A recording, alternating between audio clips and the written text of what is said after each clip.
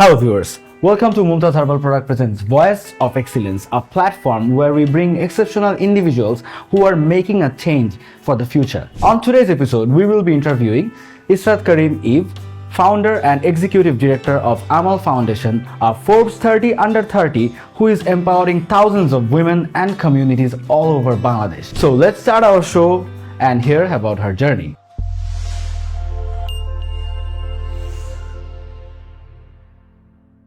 Viewers, as you can see, I'm sitting at our guest's office now. So let's not keep her waiting anymore. Let's welcome Miss Esrat Karim Eve, founder and executive director of Amal Foundation. Hello Apu, how are you? Hi, Alhamdulillah, I'm very good. How are you? I am also very good, and it's an honor to be here at your office interviewing you. Likewise.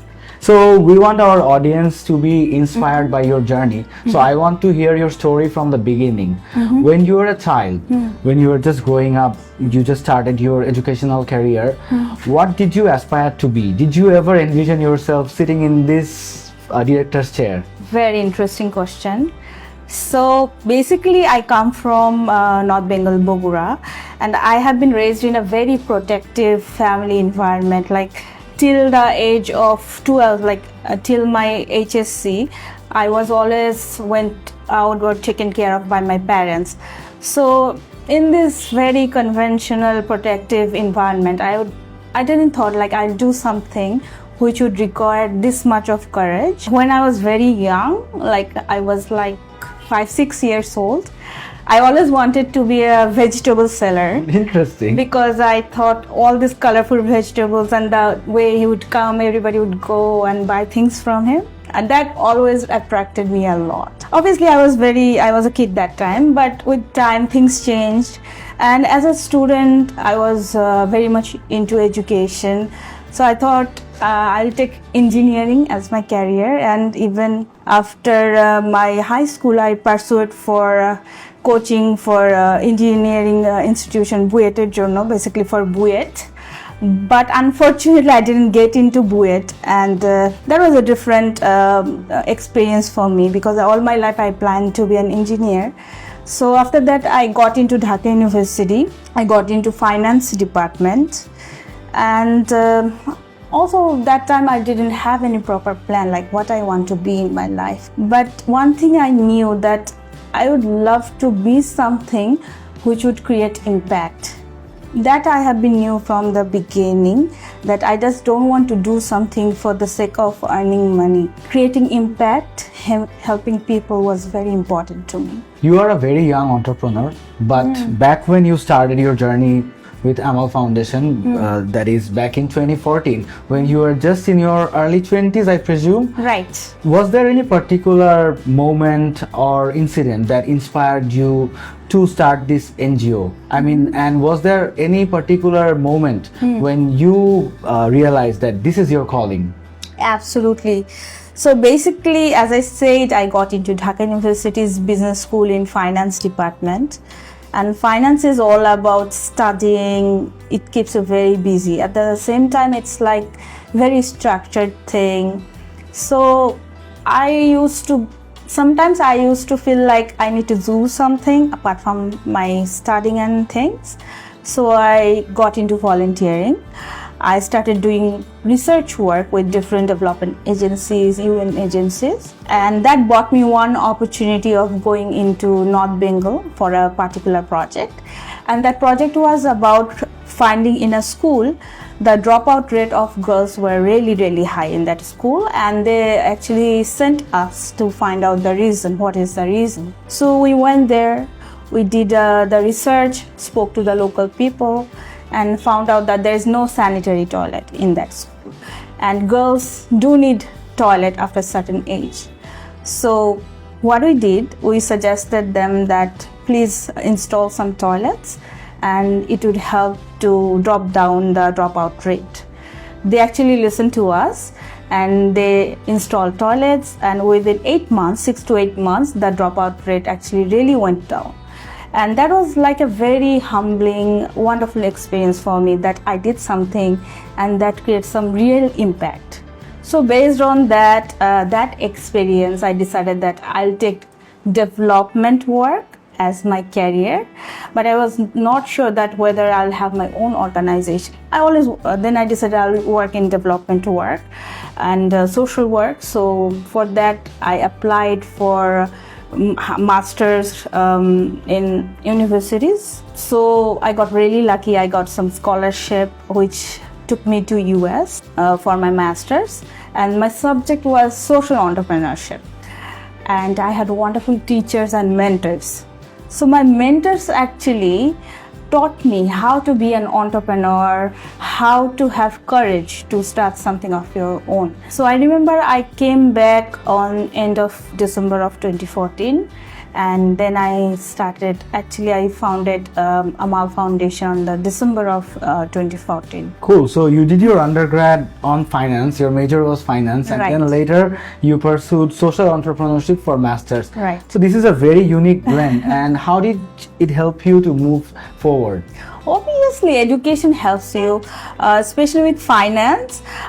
Even though I'm not that good with finance, I still tell people, but definitely helped me. When I started my organization, I knew numbers. You can always, for organizations like us, you can always raise funds, but managing that money is very important. True. Finance is very important. How you are gonna retain people and sustain your organization is very important. So my education from finance actually helped me to understand that. Amal Foundation works across 5 major pillars, which are education, environment, emergency response, health, Empowerment. Yeah, thank you for helping me. Which one of these pillars resonates most closely with you and why? So basically all these pillars resonates with not only me but also our team, the value of Amal. And we believe in working in the hard to reach areas of Bangladesh, like chor areas, coastal areas, where it's really hard to reach and support the people. So people belongs to the climate vulnerable communities, people, especially women, children, youth, are the major focal point. And keeping that in mind, as you said, we have 5 pillars. We have schools in the chor areas, in the very borderline of Bangladesh, different areas of north. Also, we have healthcare projects, which we are doing partly in different parts of Bangladesh. Then under environmental action, we have several projects. One project I'm very proud of, which is child marriage prevention loan. So under this project, we are actually giving loans to the families in the chor areas, coastal areas, where they are marrying off their daughters at a very young age, like 9, 11, 12, because of climate change, like when they are losing their lands, their houses because of flood, because of river erosion, or even drought is making them move from one place to another. They think of sending their boy to a garage or somewhere where they can make money. But for girls, they think maybe I should marry her off for her social security, and also she's another mouth to be fed.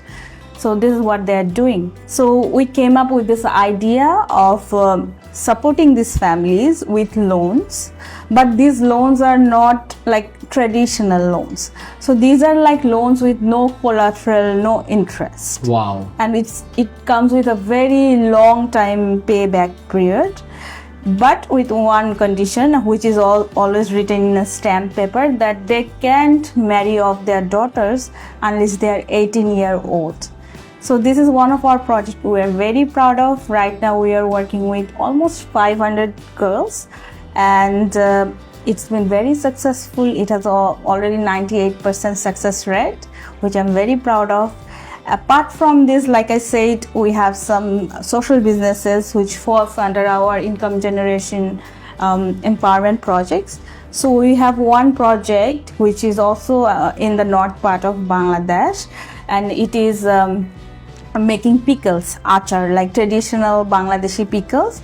And we have formulated cooperatives of women who comes from different backgrounds, from chor to villages. We are also made a brand with them, and the brand is selling pickles and we are generating money, giving back to these women. Apart from this, we have a cooking school where we teach conventional, non-conventional cooking things, which this again women are learning, and there even some of them are planning to go abroad, and they are taking our certificates. We have freelancing schools where we're teaching youths based on like how they can learn through graphic design, website making, and earn through it. As a women leader in the development sector, what complexities did you face, like gender barriers and all, and how has these helped you to focus more on women empowerment?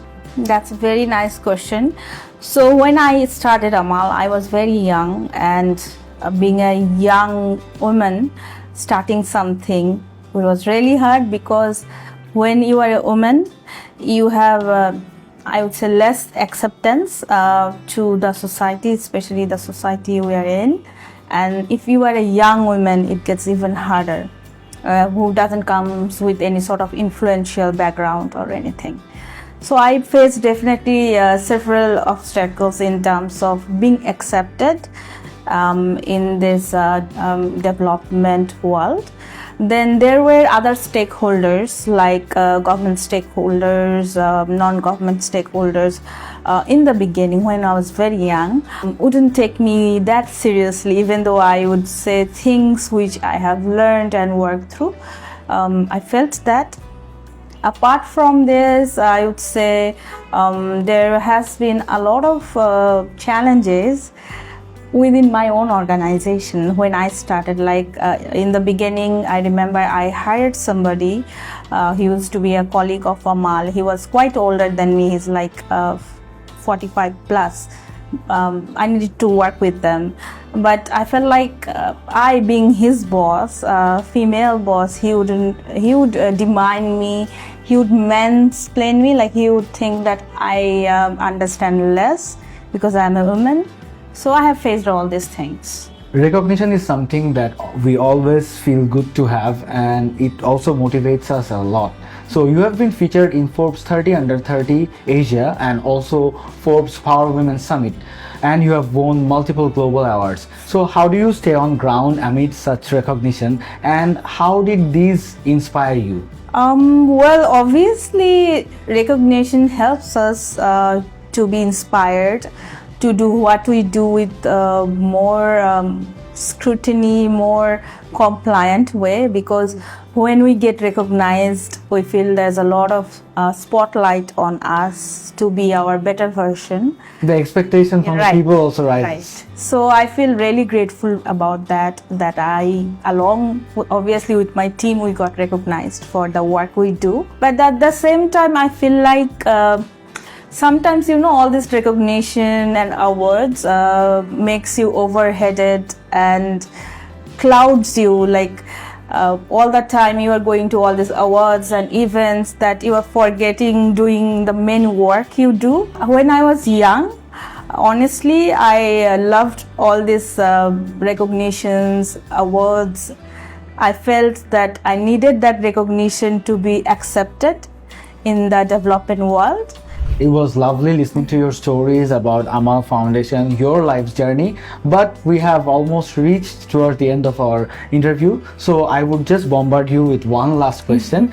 That is, what's the future plan of Amal Foundation, and what advice would you like to give to young women who want to stand on their own feet and make an impact and change like you? We have recently finished our 3 years strategic plan for Amal. As an organization, we are going through a big transformation and internal changes as well as external shifts, because there have been a lot of changes happening in the development world as well. So we are focusing more on creating social businesses. We are focusing more on having very impactful climate-based projects, as well as incorporating more women, youths, creating jobs. That is one of our major goals. And we really want to, right now, the number of participants, beneficiaries we are working, we really want to make it 2 times more in the next 3 years, which is a very ambitious goal, but we are working towards it. That's it. And we want to expand our Amal family. Right now we have a team of 50 people, so internally we also want to retain very talented people and expand our team. We have 4 offices, one in Dhaka where you are right now. Apart from this, we have 3 other offices, one in Bogura, one in Khulna, one in Cox's Bazar. So also we want to increase our number of offices and impacts. So this is what we are planning and working right now. And my advice towards young women of Bangladesh would be, you have to have that courage, like it's very important to have courage if you want to do something, because the society will always label you. They will tell you, you are like this, you are like that, you can't do it, you can't go there, you can be this. But don't let that society label you. You have the courage, you have the honesty, you have that. Also very important to be humble and compassionate, which is getting lesser day by day in today's world. And I believe with patience, anybody can achieve anything. That's Very it. true. So I would wish you and Amal Foundation all the best for your future endeavors. so I do pray and hope that Amal Foundation grows exponentially in the next upcoming few years. But before I leave, there's a small gift hamper for you from our sponsor, Mumtaz Herbal Products. I think a lovely it will be surprise. useful for you. Thank you so much. It will come really handy. Viewers, I think our today's episode was quite inspiring for you. If you know anyone who would be inspired or helped by hearing this podcast, feel free to like, comment and share, and keep watching CDFM 96 and keep getting inspired. See you guys next week with a new guest. Till then, stay safe. Bye bye.